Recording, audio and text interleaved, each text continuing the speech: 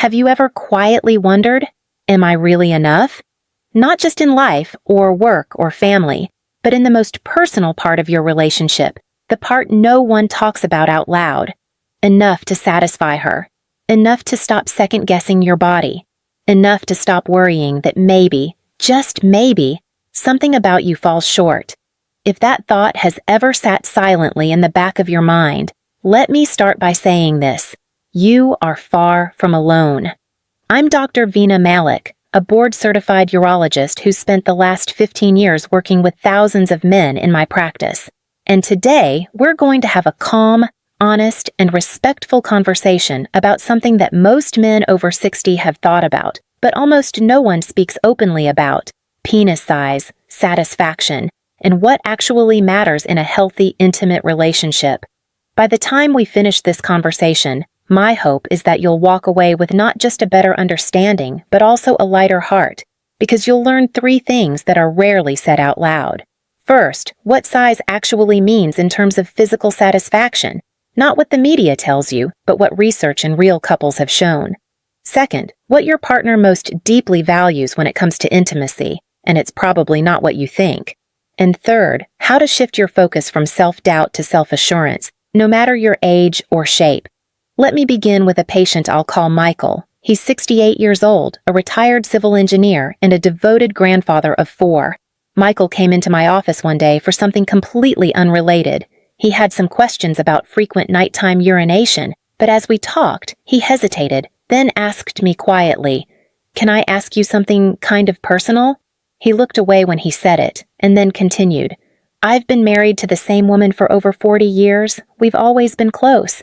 But lately I've been feeling like maybe I've never really satisfied her. I read online that the average guy is over 6 inches. I've never measured up to that. I wonder if she's just been too polite to say anything all these years." That moment stayed with me, not because Michael's question was rare, but because of how common it actually is.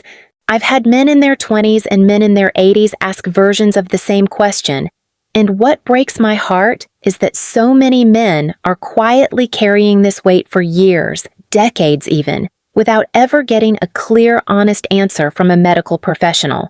So here's what I told Michael, and what I want to share with you now. The number one misunderstanding about penis size is what average really means. Online sources, magazines, adult content, they all throw out inflated numbers that don't reflect reality. The actual medical data, based on measuring thousands of men around the world in clinical settings, shows that the average erect penis length is slightly over 5 inches. Not 6, not 7. Not the fantasy numbers you've been shown, just a little over 5. Now, when I said that to Michael, I saw something change in his body. His shoulders dropped. He let out a long breath. And I know what was happening. His whole posture softened because, for the first time in years, he was hearing the truth. But then he asked me the same question that so many men ask once they hear the real numbers. "But doctor, what about women? What do they actually want? Are they really satisfied with that?" So I took him through what the science actually says. Because this isn't about guessing or opinions. It's about real data and, even more importantly, about real relationships. One of the most interesting studies I've ever read on this topic was done using 3-dimensional models, not pictures or drawings. Researchers created life-sized models of different penis sizes and asked women to choose which one they preferred for a long-term partner. And do you know what the average choice was? About 6.3 inches. Slightly above average, yes, but not dramatically. And here's the key detail. Nearly 20% of women in that study chose not to answer the question at all. They didn't even want to give a preference. Why?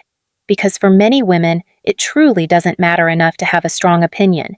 But the most important part of that research wasn't about preference. It was about satisfaction. In follow-up studies, women were asked about their actual relationships, not fantasies, but real life. And 85% of women said they were satisfied with their partner's size. Satisfied, happy, content. Meanwhile, when the same question was asked to men about their own satisfaction with their bodies, only about 55% said they were satisfied. That's a 30% difference. 30% more women feel good about their partner than men feel about themselves. And that tells me something crucial, that men are walking around with a narrative in their heads that just doesn't match reality. They're imagining disappointment that doesn't exist. They're fighting insecurities that were planted by culture, media, and silence, not by their actual partners.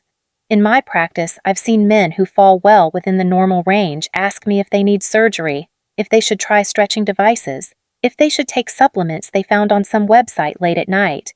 And every time, my first question is the same. Has your partner said there's a problem? Almost always the answer is no. In fact, many of these men are in happy long-term relationships. But the doubt doesn't come from their partner. It comes from comparison. Comparison to unrealistic images, stories, and ideas that have nothing to do with real life or healthy intimacy. And I'll tell you something else that might surprise you.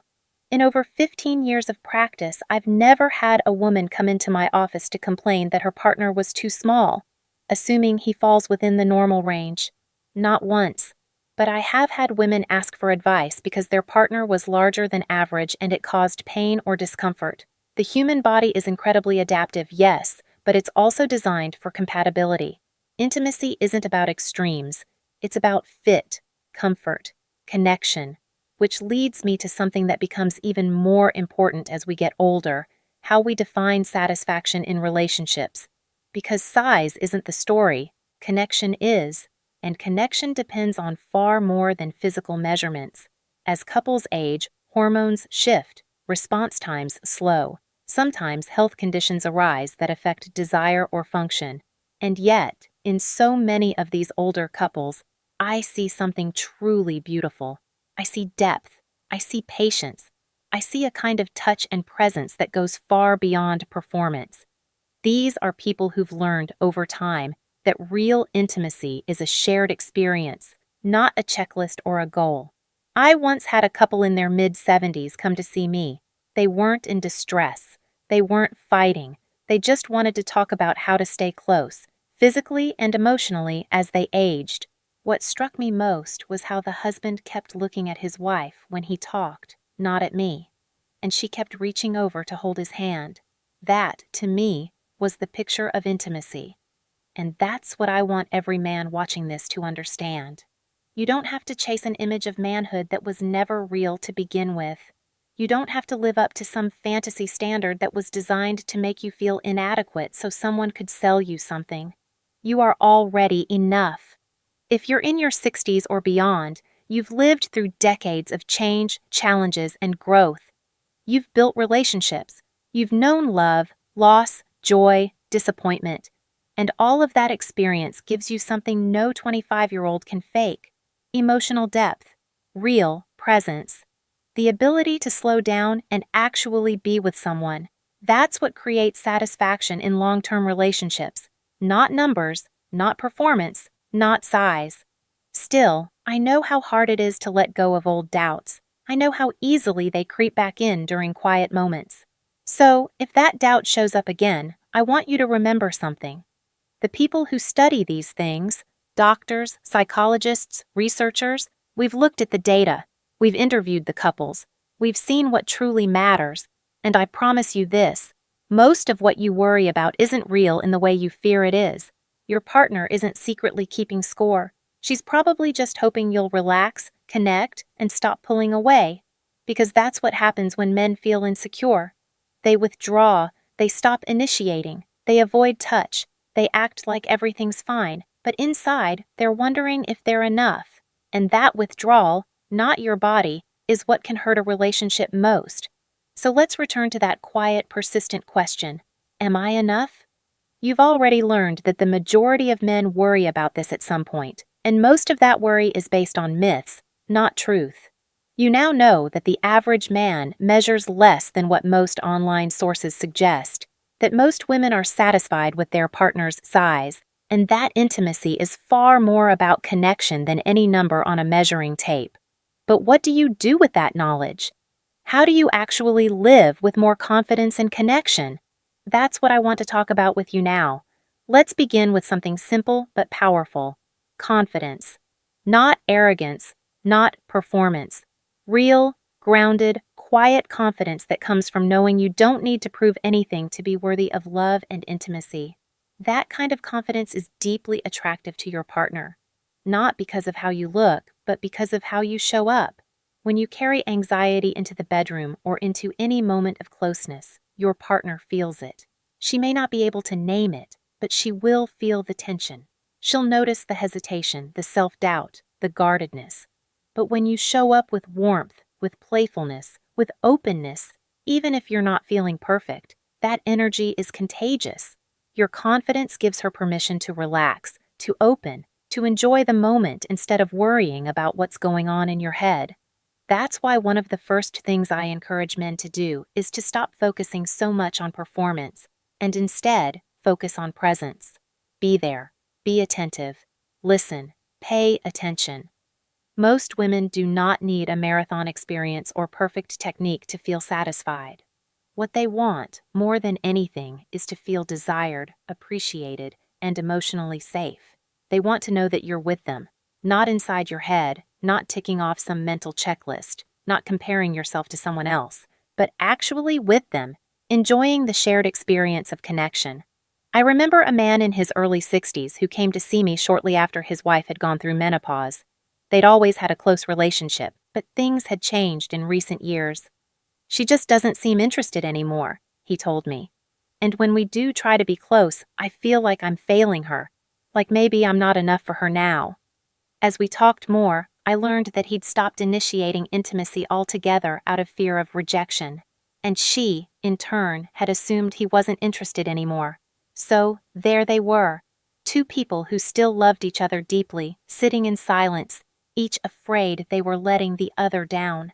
When I encouraged him to have a vulnerable conversation with her, something changed. He told her how he felt. She told him what she needed. And slowly, they began to rebuild that part of their relationship, not by trying to recreate their 20s, but by finding new ways to be close, to enjoy each other, and to grow together. That kind of openness doesn't happen by accident. It takes courage, it takes humility, and it takes practice. But the couples who commit to honest, ongoing communication are almost always the ones who report the highest levels of satisfaction, physically, emotionally, and relationally. So if you haven't had that kind of conversation with your partner in a long time, maybe now is the time to start. It doesn't have to be a dramatic sit-down. Sometimes it's just a simple moment. Reaching out to hold her hand, asking her what she misses, what she enjoys, what she wants more of. These aren't embarrassing questions. They're loving ones, and they create a foundation of trust that allows both of you to be fully present in your connection. Let me also say something here that I wish more men heard early on. Taking care of your overall health is one of the most important things you can do for your intimate life. Your sexual function isn't just about hormones or arousal. It's about blood flow, nerve health, mental clarity, energy, and emotional resilience. All of these are impacted by your diet, your activity level, your sleep, your medications, and your mental health. I can't count the number of times I've had men come into my office convinced that they have a serious physical issue with intimacy, only to discover that it was related to unmanaged diabetes, high blood pressure, untreated depression, or even simple fatigue. So before you assume something is wrong with your body, check in with the basics. Are you sleeping well? Are you eating foods that nourish your body rather than deplete it? Are you moving your body every day, even just a walk or light stretching? Are you managing your stress in healthy ways? These aren't just lifestyle tips. They are essential parts of supporting your body's ability to function well in all areas, including intimacy. And when something does feel off, when you notice changes in function, sensation, desire, or comfort, don't ignore it. Talk to your doctor. You deserve answers, and in many cases, there are effective, straightforward solutions available. Now, sometimes what's needed isn't medical, it's emotional, and that's where counseling, whether individual or couples-based, can make a profound difference. I know that for many men, especially those over 60, the idea of therapy might feel unfamiliar, maybe even uncomfortable. But think of it this way. If your car was making a strange noise, you'd take it to a mechanic. If your tooth was hurting, you'd see a dentist. Why should your emotional well-being or the health of your relationship be any different? Talking to a therapist isn't a sign that something is broken beyond repair. It's a sign that you care enough to tend to it, to protect it, to strengthen it. And the most successful couples I know are the ones who don't wait for a crisis to get help. They seek support when they notice distance, misunderstanding, or old patterns that need updating. Let me share one more story before we finish today. A patient I'll call Harold, 74 years old, came in for a routine checkup. He'd been widowed for several years and recently started dating someone new. "I feel like a teenager again," he told me with a laugh. But then he paused. "Except I'm not. And I keep wondering if I can still be enough, in that way." We talked openly about his concerns, and I reminded him that the foundation of satisfying intimacy at this stage of life isn't about physical perfection. It's about presence, openness, and kindness. "You know what?" he said to me at the end of the visit. "That's what she keeps telling me. I just needed someone else to say it too." And maybe that's true for you as well. Maybe all you've needed is for someone to tell you what she's been trying to say for years, that she loves you for who you are, that your value doesn't depend on inches or performance or frequency, that what she craves most is your attention, your touch, your smile, your presence, that you are already enough. So here's what I want you to remember long after this video ends. You are not alone in your questions. Your worries are understandable, but they're also largely unfounded. The science is clear. The lived experience of thousands of couples confirms it. And my own years of listening and caring for men just like you have only deepened my conviction. Satisfaction in intimacy is not about size. It's about showing up, being present, being generous with your attention, being brave enough to connect. That's the kind of partner most women dream of. And that's the kind of man you already are, or can become, by simply letting go of old stories that no longer serve you. If anything I've shared with you today has eased a worry or sparked a conversation, I hope you'll keep it going. Talk to your partner. Talk to your doctor.